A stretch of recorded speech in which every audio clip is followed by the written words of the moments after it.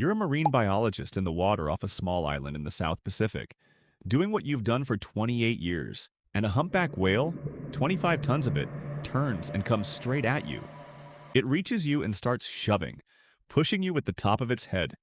Then it lifts a pectoral fin the size of a door and tries to tuck you underneath it, against its body. You try to push away, it pulls you back. It lifts you half out of the water on its head, and it will not let you go.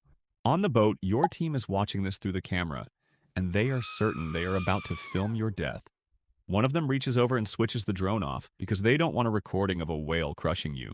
For 10 minutes, this enormous animal keeps you pinned against it, moving you through the water, and then you see it.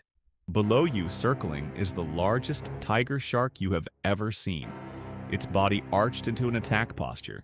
The whale was never attacking you, it was hiding you. That really happened in 2017 to a scientist named Nan Hauser, and it forces a question most of these stories skip right past. Not did the whale help her, it clearly did. The question is, did the whale know she needed helping? Because there's a comfortable answer, and it's the one you usually hear. It's that the whale wasn't thinking about her at all, that some ancient protective wiring simply misfired in her direction, and she got lucky, blind instinct, and a human standing in the right place. But look closely at what the whale actually did, and that answer gets harder to hold. This wasn't panic. It wasn't flailing. The whale placed its body between Hauser and the shark and kept placing it there over and over as the shark repositioned. It tucked her on the protected side away from the threat, and a second humpback stayed nearby, slapping its tail against the water to drive the shark back. That's not one reflex going off. That's tracking a predator, choosing a side, and coordinating with another animal to manage it. And to do any of it, the whale first had to look at a completely alien creature, a human, something no humpback evolved alongside, and file it as something worth protecting. And here's what makes it harder to dismiss. This is not a one-off. Humpback whales have been filmed again and again, charging directly into killer whale hunts to break them up, to protect seals, sea lions, even ocean sunfish. Animals they have no relationship with. Animals they gain nothing from saving. One researcher cataloged more than 100 of these events across the world's oceans. So a humpback shielding a human isn't some glitch in the system. It's an extension of something these animals already do, deliberately, over and over for other species entirely. Now, in fairness, there's a real objection here, and it deserves to be said.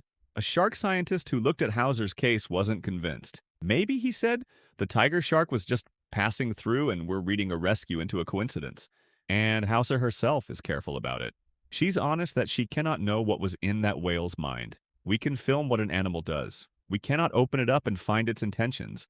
That limit is real, and it's where most versions of this story quietly stop. Except this one has one more piece. And it's the piece I can't explain away. 1 year later, Hauser was back in the same waters and a humpback approached her. She looked at the markings on its tail, the pattern that's as unique to a whale as a fingerprint is to you, and she realized it was the same whale. It had come back. In more than 2 decades of research there, only a tiny handful of whales had ever returned to her. This one did.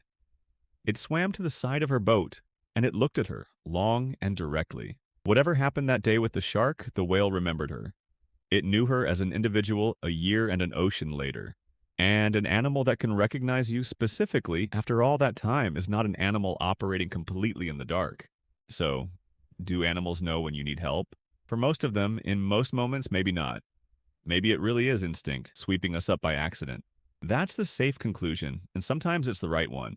But every so often, an animal does something that instinct alone doesn't quite cover. It puts its own body between you and the thing that's about to kill you, for a creature it has no reason to save. And then a year later, it comes back to find you. We may never be able to prove what it understood in that moment, but it couldn't possibly have known is starting to sound less like science and more like a story we tell ourselves to keep the ocean simple. And some of them, it seems, know exactly what they're doing.